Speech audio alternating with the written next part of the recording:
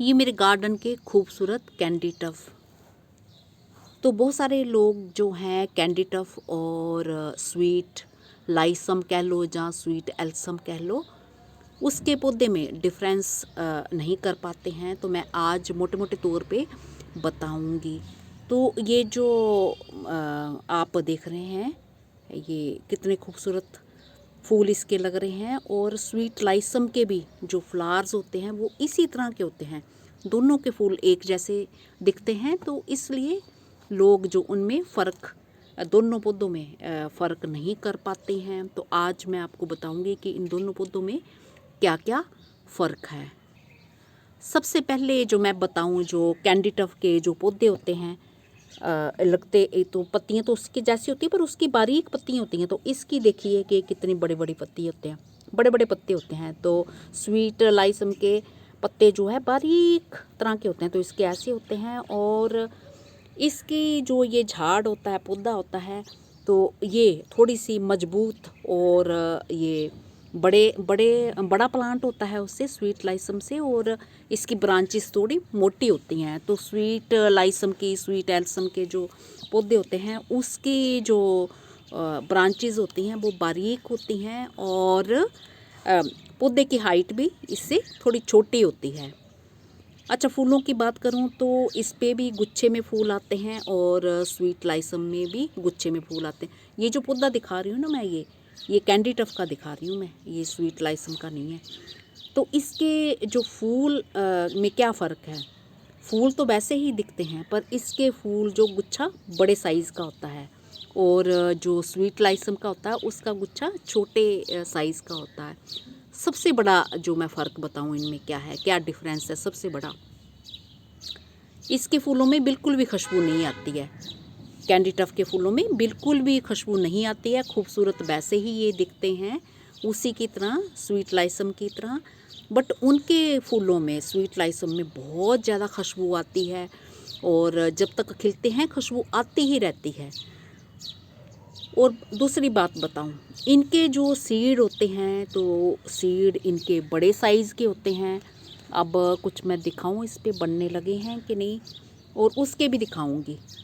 तो ये देखिए, ये कैंडी टफ के सीड जो हैं ये ऐसे होते हैं, इस तरह से, ये बड़े बड़े साइज़ के होते हैं। तो उसके बारीक होते हैं, दिखते एक जैसे शेप के हैं पर उसके बिल्कुल बारीक जैसे होते हैं और इसके बड़े साइज़ के होते हैं। तो ये इनमें फ़र्क होता है।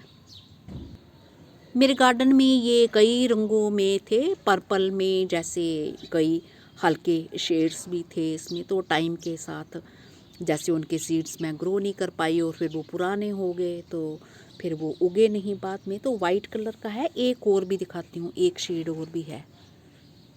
तो ये देखिए, ये भी है, ये देख रहे हैं ये।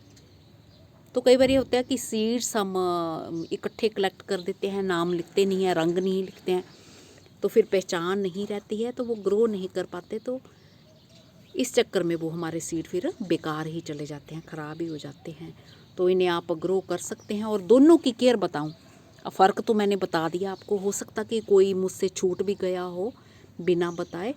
दोनों की केयर एक जैसी है, बस ये है कैंडी टफ में जो फ्लावर्स आने में थोड़ा ज़्यादा टाइम लेते हैं और स्वीट एल्सम में जो बहुत जल्दी फूल आना, खिलना शुरू हो जाते हैं। तो ये इनमें फ़र्क है। तो जो मेरे बहन भाई इनमें फ़र्क नहीं कर पाते थे कि क्या है इन दोनों पौधों में, तो मेरा ख्याल है उनको अब पता चल गया होगा। तो मैं अब स्वीट एल्सम के भी दिखाती हूँ, उसके फूल भी आपने देखे होंगे। तो अब उस पर सीड्स बनना स्टार्ट हो गए हैं, तो फिर भी चलो मैं आपको एक नज़र दिखा देती हूँ।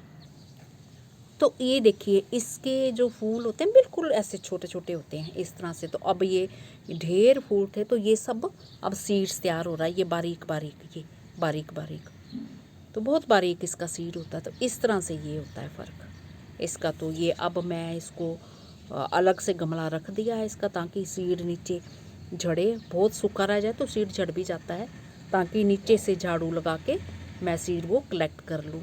तो ये पूरे सूखने का मैं इंतज़ार कर रही हूँ, इसको हल्का सा पानी देती हूँ।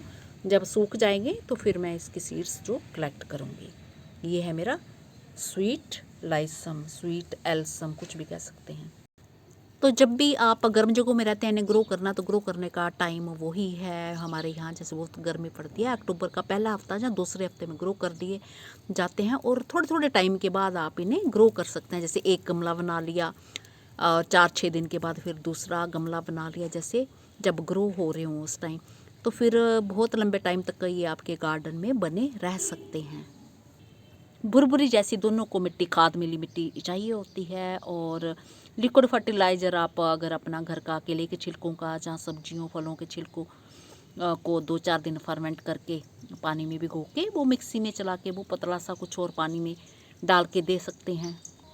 सर्दियों के टाइम आप फुल सनलाइट में इन्हें रख सकते हैं। अगर बहुत ज़्यादा ठंड है तो गर्मी पड़ने लगे अगर आपके यहाँ, तो फिर 4-5 घंटे की सुबह की धूप इनके लिए काफ़ी है। इसी के साथ नमस्ते जी, शुक्रिया।